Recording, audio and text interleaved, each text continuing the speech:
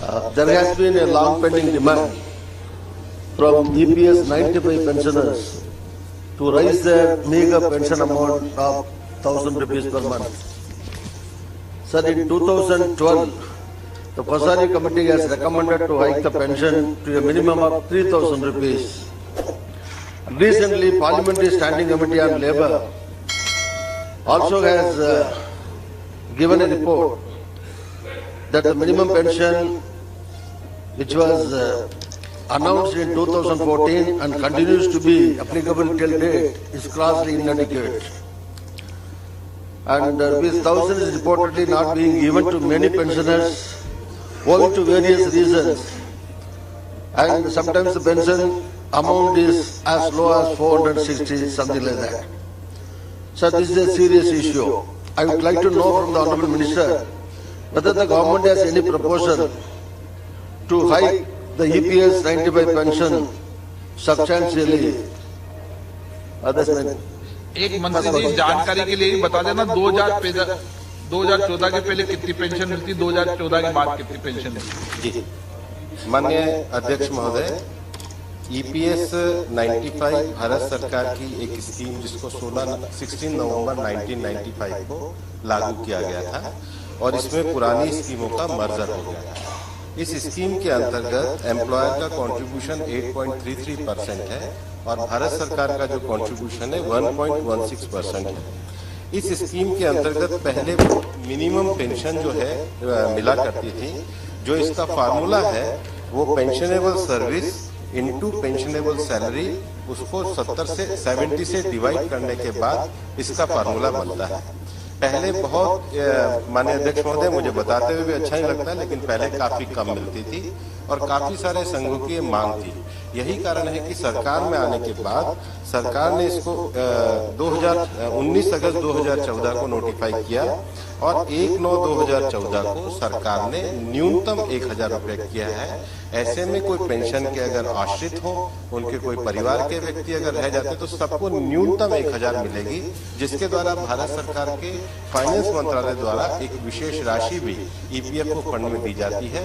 ये पेंशन जो है ये जो कर्मचारी हैं उनके द्वारा दिए गए उनके द्वारा अंशदान के न जोड़कर उनके जो मालिक और केंद्र सरकार के द्वारा दिए गए अंशदान से बनती है। अतः जो उसका बीमा का फार्मूला है वो प्राप्त अंशदान के आधार पर ही EPFO निर्धारित करता है। वर्तमान में यही। Honourable member supplementary. Sir, if the amount is not distributed in the proper time, whether it will be given with interest, number one.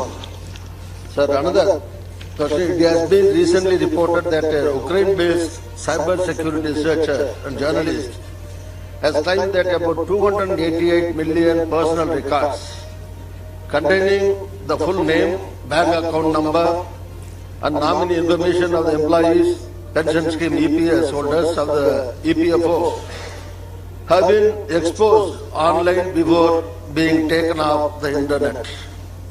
I think if it is true, it's a very serious issue which requires to be investigated and raise serious questions regarding the effectiveness of the system of EPFO to protect the user data. I would like to know from the Honourable Minister whether it is true and what are the steps taken by the government, whether any investigation is done and what is the result of the investigation.